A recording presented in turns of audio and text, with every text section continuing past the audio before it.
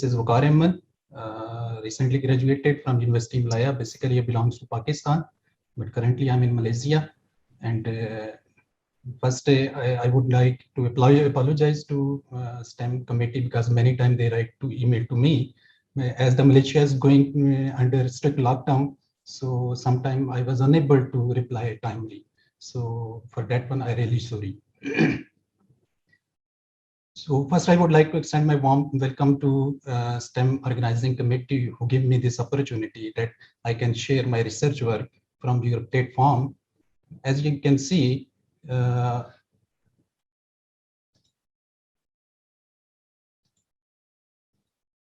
today's research topic, which I have to be like to be share some of my research work, that is the nanocluster based nanofluidics effects on enhanced energy transportation applications.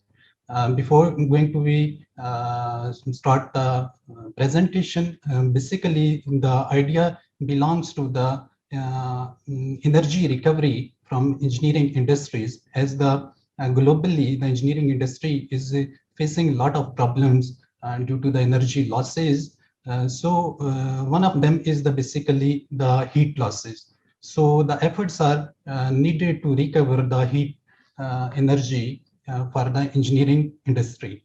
So the today topic basically belongs to that, how to recover the heat losses by using different nanofluids.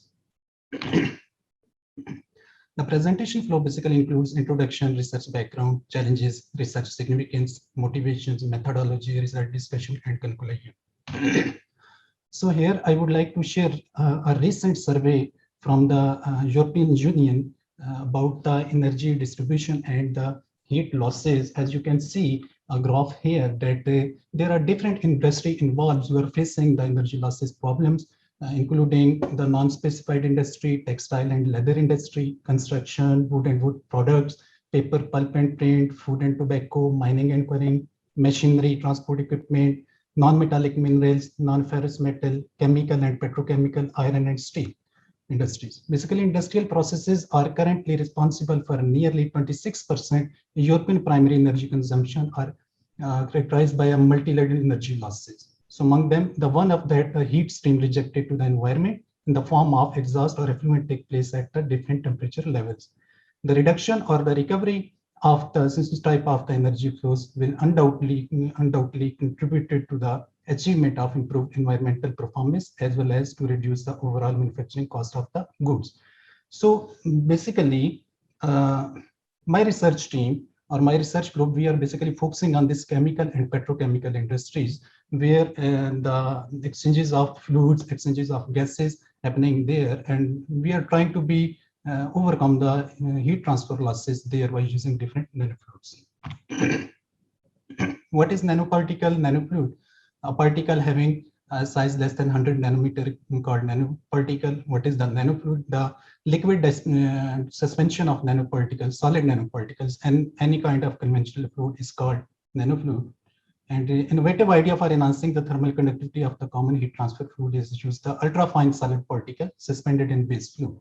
So suspension of nanoparticle size less than 100 nanometer in common base fluids like water, distilled water, ethylene glycol, polyethylene glycol could be the nanofluids. So the Stefan USA was the first who introduces the term nanofluid. So there are a lot of applications of nanofluid where we can use these nanofluid for the different purposes like storage, energy storage, geothermal extraction, high voltage transmission, water treatment, electronic cooling, chip and server cooling, other applications as well.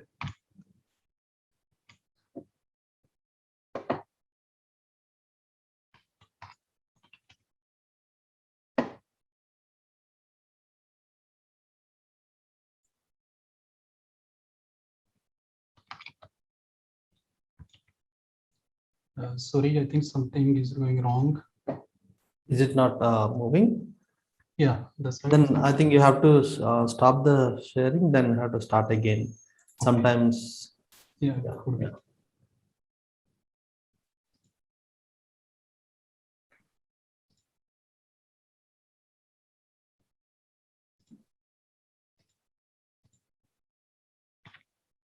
So now it's okay. No, it's not at. We cannot see anything. Okay, let me share it again. So now I think it Yes, should be yes. okay. So the idea basically come up with different heat exchanger because we are focusing on two things. One is the nanofluids, and with comparison to the conventional fluids, the second one is the heat exchanger with different geometries. So there are different type of heat exchanger. What is heat exchanger? Basically, heat exchanger is designed to the transfer heat between two or more type of different temperatures. So the majorly divided into recuperative and regenerative repeaters, heat exchanger, then indirect and direct. Basically, my team, we are focusing on tubular heat exchanger and plate heat exchanger. So as you can see here, one geometry, the circular heat exchanger, the square heat exchanger, and same like the triangular heat exchanger or step flow heat exchanger. We are basically focusing on these heat exchangers. So we want to see effect that which one can transfer more heat from start to end point. What are the challenges? Basically, the engineering industry basically challenging because most of the engineering industries is using conventional fluids. The conventional fluids like water, distilled water, EG, like these for the cooling and heating purposes. So these conventional fluid has the problem cooling and boiling issues, certain friction loss, pressure drop. The most important is the poor thermal conductivity. As the water has the low thermal conductivity, so there is a need of some solid nanoparticles that we can add there and we can improve the heat thermal conductivity there. And based on thermal conductivity, then we can control the heat transfer improvement as well. The research significance, basically, the idea is there are two possibilities. We can use the commercially available nanoparticles, or we can synthesize our own nanoparticle. Basically, I was focusing on to synthesize my own nanoparticle that I can control the particle size and the shape of the particle, which is more effective during the heat transfer studies. So for that one, we have synthesized different metal oxide and graphene-based single and hybrid composite nanoparticles. Then we disperse in the water, distilled water, MEG to make the nanofluids.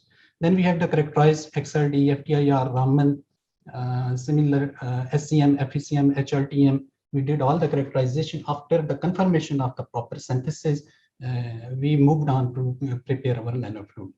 So then investigation of thermophysical properties, because the most important thing is the how to improve the thermal conductivity, how to control the viscosity, density. Once we are adding the solid nanoparticles, then definitely viscosity and density would change. So we have to be optimized and control these things as well. Then another challenge for these nanofluids is that the dispersion and stability of the nanofluids. Once we disperse the solid nanoparticle, then definitely there would be a challenge that how long it could be suspended in the conventional fluid solid nanoparticle. So we are also focusing on stability and dispersion. Then finally, some numerical simulation work using ANSYS Fluent, and then we compare the experimental results with the model results.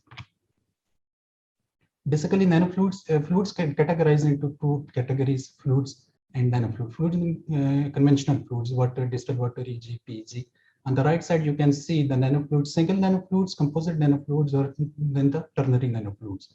So most of them I have used in my lab, and I have the study broadly on these nanofluids. Metal oxide bit, I was focusing on zinc oxide, titanium oxide, aluminum oxide, and magnesium oxide as a single nanofluid. Then I make a composite with two metal oxide, and then composite with zinc oxide with the graphene oxide.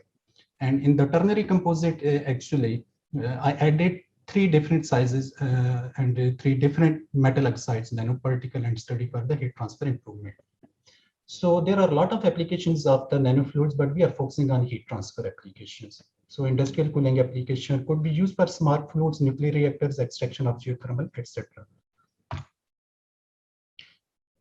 The graph is showing that yearly the number of publication or research outcomes going to be increased in this field.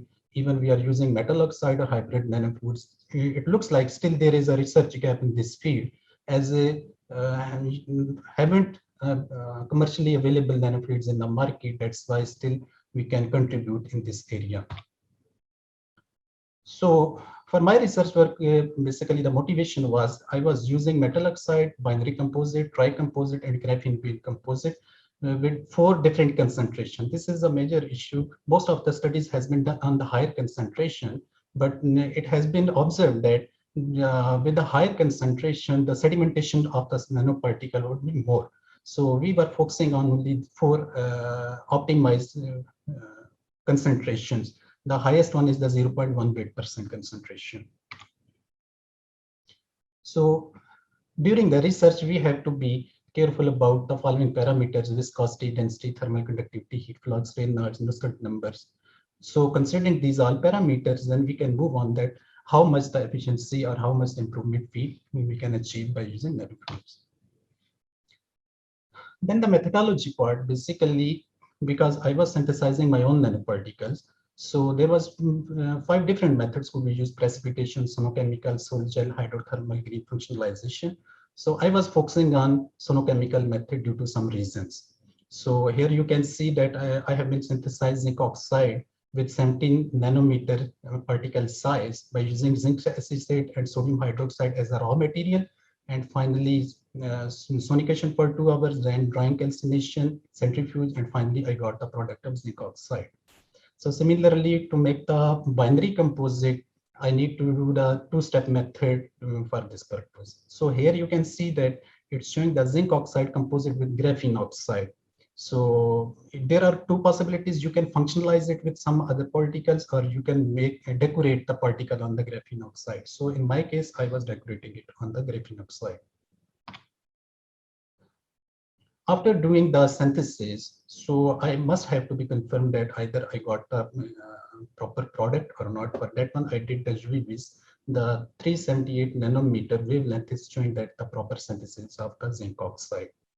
Then the XRD is also confirming the proper synthesis of zinc oxide. Here is the FTER spectra is showing that the synthesis was correct. When I did the 4 different concentration, then I did the UV-Vis analysis that you see the higher concentration is giving the more absorption. So this is a natural phenomenon. Then characterization of zinc FECM analysis, you can see that the final product looks like the nanosphere, zinc nanosphere. The most of the 70–80% particle was looks like the spherical particles. We can change the particle shape by changing the precursor, by changing the concentration as well. So here is another, you can see here the FECM images for the composite. Here is the zinc oxide, titanium oxide, and after making the composite, you can see here the FECM image for the composite. Similarly, zinc oxide with graphene oxide. This is the zinc oxide FECM image, and after decorating the zinc oxide with the graphene oxide, the composite looks like this. Similarly, the ternary composite, I was trying to show all three particles in this final image, but because the particle size was very less, some of the metal oxide that was in the image is not very clear. But after adding aluminum, titanium, and zinc, the final ternary composite would be like this. So after making the product and dispersing metal oxide or composite in the water, again I did the UV-Vis analysis, and you can see here that only zinc oxide with nano water giving the same wavelength as it's giving before. So after making the composite, you can see only the titanium oxide is near to almost 320, 330. The zinc oxide is 360, 370 nanometer.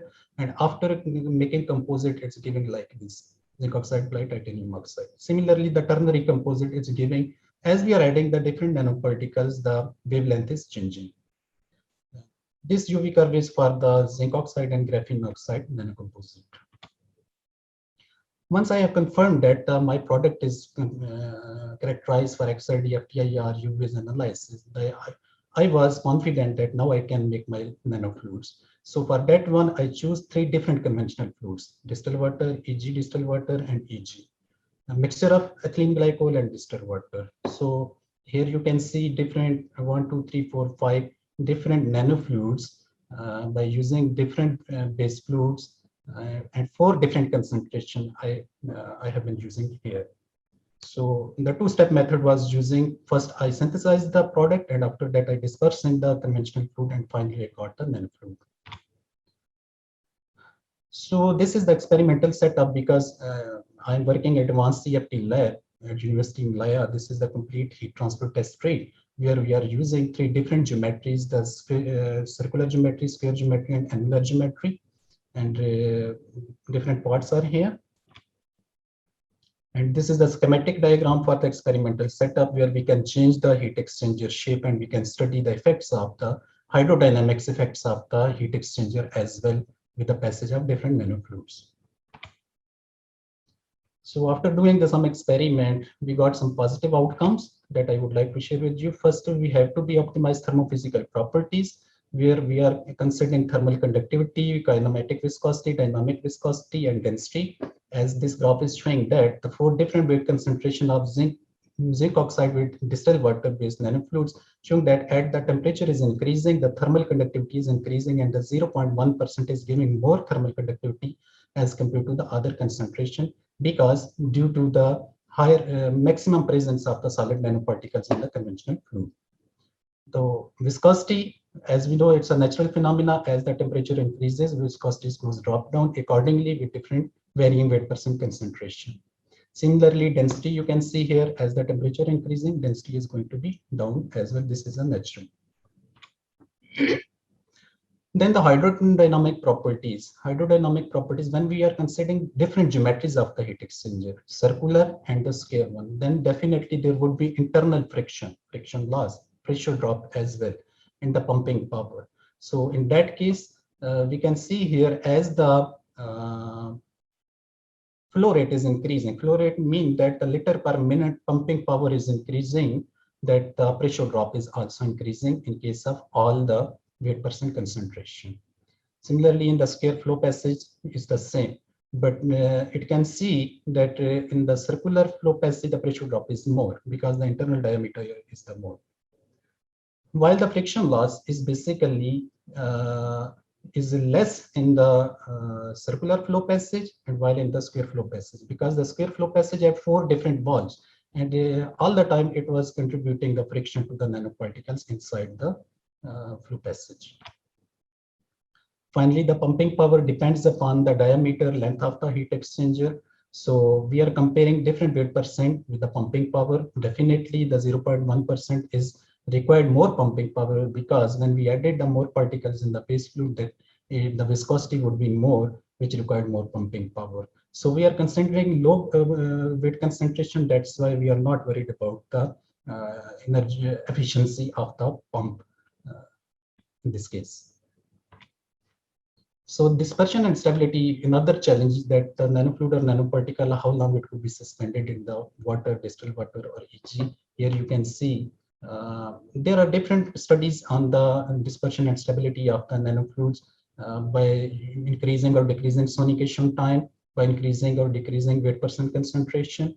So actually, the idea was that I did the sonication for 30 minutes, 60 minutes, 90 minutes, and 120 minutes. I found that if the sonication is high up to a certain level, so the more the particle could be suspended for a long time.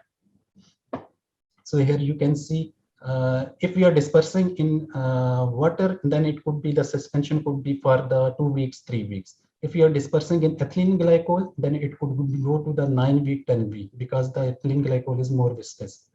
So similarly, if we go for the mixture of ethylene glycol and water, then the suspension could be more as well. So here you can see the zinc oxide with graphene oxide binary composite. The suspension, it goes to the 5 week. After 5 week, it starts to be sediment. So there are some numerical analysis we are considering in SK, the isotopy, or different correlations we are using. And we are comparing with the model data and correlation data of our experimental setup research. Finally, because our target is that how much the heat transfer has been improved. So here you can see, because there are a lot of results, I'm just showing you the some important results. Zinc oxide, we are using 4 different concentration, and we are comparing as well with the distilled water as well. So the distilled water is giving up to 1200 watt per meter Kelvin, and while the 0.1 weight percent after adding the solid nanoparticle, it goes to 1400. So similarly, this is in case of the single nanofluid. If we are going to use the composite nanofluid, zinc oxide and titanium oxide, then this improvement would go to the about 1400, 1500 watt per meter Kelvin, which is the almost 20%, 30% of the base fluid. So in case of different metal oxide, aluminum, titanium, zinc oxide, this study is still going on because different nanoparticles with different sizes, with different shape is contributing different thermal conductivity. So because we want to be all the properties in one nanofluid, because some of the metal oxides giving high thermal conductivity, some are giving low thermal conductivity. When I mix all of them, then I want to see that when we mix together, then what would be the outcome. So in that case, I found that 79% improvement of the base fluid, supposed to be if water is giving me 1400, 1500. After adding these three nanoparticles, it goes to 2500 or 2600 watt per meter. In case of zinc oxide and graphene composite, because the graphene lights the single sheet, single layer sheets, and the zinc is deposited on there, then in that case, the suspension was longer because the sheets have the greater area. It was suspended for a long time. So if the suspension and dispersion increase, then definitely we can increase the heat transfer improvement. Otherwise, if the nanoparticle sediment, then it could be clog the channel or heat exchanger that could be burst. Finally, in the conclusion, we found that because different nanofluid zinc oxide with EG, distilled water, zinc oxide, titanium, aluminum, titanium, zinc oxide, we found that the zinc oxide and with graphene oxide composite gives us the 73% of the base fluid. Base fluid means the distilled water, EG, and mixture of both of them. So we found that one part sonochemical synthesis technique gives uniform nanoparticle. This is another challenge that if you are using precipitation method, sonochemical method, maybe precipitation method couldn't give you the regular particle size, most of them. But by using sonochemical method, 70-80% particle could be the same shape. So XRD, FTIR confirm all the synthesis. Then metal oxide with singular hydrogen fluid enhance thermophysical properties. Dispersion and stability of nanoparticle based fluid depends upon particle size and sonication time. Then ANSYS modeling compare with the experimental result, and we were confident that the results were satisfying all the models data. And finally, the higher concentration could contribute more heat transfer improvement. So based on my research, within 2 years, because I'm an early researcher and I just finished my PhD. Within this PhD, I have been published 10 ISI paper, including one patent from this research work. And this all credit goes to my supervisor, who is highly cited in the Malaysia, Professor Dr. Qazi Srinivas. And due to his support, I become able to do this all. So beside this, personally, I'm collaborating with the Sunway University in Malaysia, so NanoCAD department, in the Bauddin Zakaria University, Pakistan, Fudan University, China, King Khalid University, and ComStats University, where I have done my master, and Monash University in Malaysia and Australia as well, and University of Engineering and Technology, Lahore, and the Fayoum University, Egypt. So still, I would like to have the collaboration if someone interested in this. So I would like to pay my thanks to University of Malaya, Technology Malaysia, and especially Malaysian Japan Institute of Technology, who provide me an opportunity to grow more and contribute to well. And thanks to the STEM organizing committee to giving me this opportunity. And I would like to have your suggestion, your question that I can answer. Thank you very much.